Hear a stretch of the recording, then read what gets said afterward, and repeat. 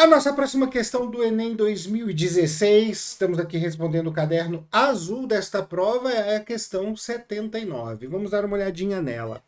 Vários métodos são empregados para a prevenção de infecções por micro-organismos. Dois desses métodos utilizam micro-organismos vivos e são eles as vacinas atenuadas, constituídas por patógenos avirulentos, é como se eu estivesse enfraquecendo o vírus, tá? E os probióticos, que contêm bactérias benéficas.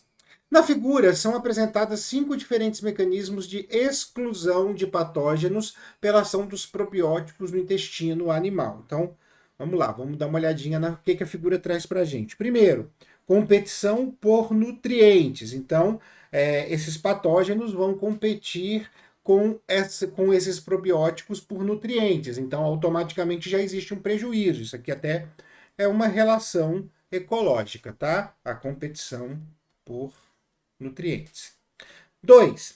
Produção de substâncias antimicrobianas. Então, a gente tem esse processo também, que esses probióticos podem produzir substâncias que afetam de uma maneira bem negativa os patógenos. Boa vantagem.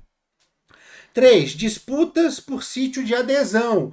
É outra competição. Nesse caso não é por nutriente, é por ambiente, tá? Mas é uma disputa importante porque o intestino não vai alargar para que a gente possa comportar todo mundo. A gente vai ter um processo que aquele espaço está lá e, obviamente, né, a gente tem aí quem ocupar o espaço ocupou, quem não ocupou eu sinto muito, tá?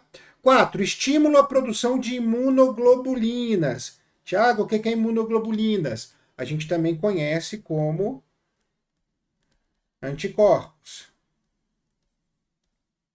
Tá? Por isso que quando você faz um exame para medir anticorpos, sai IgG, IgA, IgM, tá? O Ig é imunoglobulina, tá? Lembrando que é uma imunoglobulina porque é uma globulina de imunidade, globulina é uma proteína, tá bom?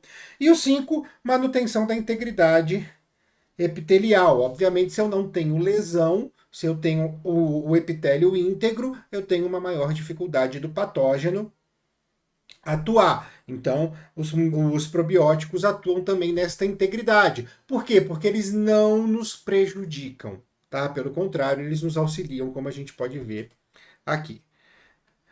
Certo? Então, ó, a gente tem aqui a nossa legendinha, né? Nutrientes, patógeno, probióticos e imunoglobulina, tá? Mas ficou bem fácil da gente identificar aqui na nossa figura, certo? Então vamos lá. Qual o mecanismo de ação desses probióticos? Qual o mecanismo de ação desses probióticos promove um efeito similar ao da vacina? 5, 4, 3, 2, 1. Vamos lá. Só pensar. O que é uma vacina? E o próprio enunciado lá diz isso pra gente. Eu vou apresentar um patógeno para o seu organismo. Esse seu organismo vai reconhecê-lo como algo que vai lhe fazer mal.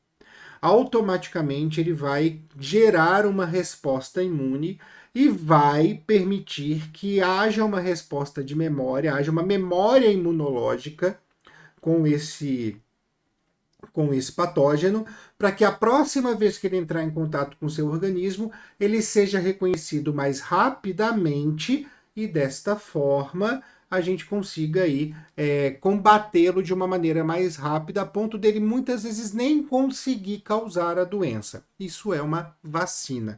Não é muito diferente de quando você atualiza o antivírus do seu computador, que você coloca no antivírus do seu computador mais dados sobre outros vírus de computador para que você possa identificá-los rapidamente e ter uma ação de proteção ao seu computador, tá? Não é à toa que esses nomes existem, tá? Porque o processo virtual é muito semelhante com o processo orgânico. Bem, quando eu falo que eu vou criar uma memória imunológica, eu vou produzir o que para gerar essa memória imunológica? Uma resposta imune específica. E quem é o responsável por uma resposta imune específica? Aquilo que nós conhecemos como anticorpo, que aqui a gente chama de imunoglobulina. Então, quem vai permitir uma ação semelhante à vacina é justamente a ação número 4, que é o estímulo à produção de imunoglobulinas, o estímulo à produção de anticorpos. Então, nossa resposta é a resposta B.